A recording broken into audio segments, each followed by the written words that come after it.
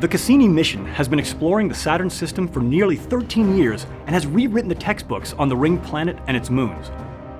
But the spacecraft is pretty much out of fuel.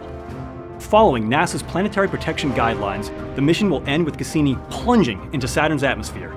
But before that happens, scientists and engineers have planned an exciting grand finale that promises some of the most amazing science and images of the whole mission.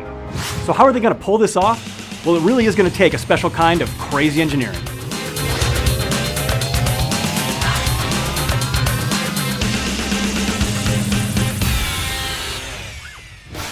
I am here with Morgan. She's a scientist on the Cassini project.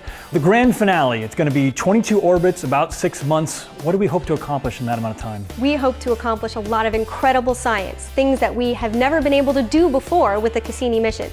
We're going to go screaming over the top of Saturn. We'll be able to study the hexagon of Saturn's North Pole in greater detail than ever before. We're going to go shooting between Saturn and its rings, threading the needle, which means we'll be able to taste the ring particles, be able to understand more about what those are made of. We'll also be able to taste the atmosphere of Saturn. We're also going to get a better idea of the interior structure, since we'll be getting closer to Saturn than we've ever been. And then this will all culminate in Cassini's final plunge into Saturn's atmosphere, taking data for as long as possible and transmitting that back to Earth. To be able to do this engineering, to thread that needle between Saturn and its rings, is really challenging. That requires something called astrodynamics. Okay, so what is astrodynamics? It's a form of engineering, but when we think about engineering typically, we think about people who are using physics and technology to build stuff. Astrodynamicists are building flight paths that will take our spacecraft to where they need to go. Let's go talk to one of the engineers who's pivotal in the design of this flight path on the Cassini spacecraft. Okay, this is Brent. He's our astrodynamicist at JPL. Brent, what makes the grand finale particularly difficult and challenging? The grand finale is a series of 22 orbits where the periapsis, or the closest point of the orbit, is actually in this gap between the upper atmosphere of Saturn and the innermost part of the main rings.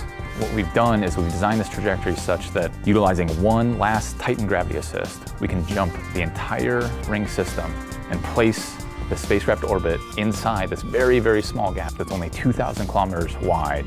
This concept of gravity assist, I think a lot of people have heard of it, but maybe not completely understand it.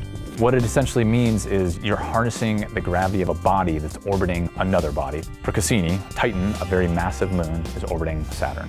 If Cassini is also orbiting Saturn, I can fly very close to Titan. Depending on if I fly in front of, or behind, or above, or below, I can use that gravity to bend my trajectory. We harness that power. It's our engine, it's our tour design engine. As soon as we do that last Titan flyby, Cassini's fate is sealed. It is going to impact Saturn no matter what. So, some really amazing science before we take this final plunge into Saturn. And let's remember why we're doing that. Why are we flying the spacecraft into the planet? It's to protect the moons of Saturn.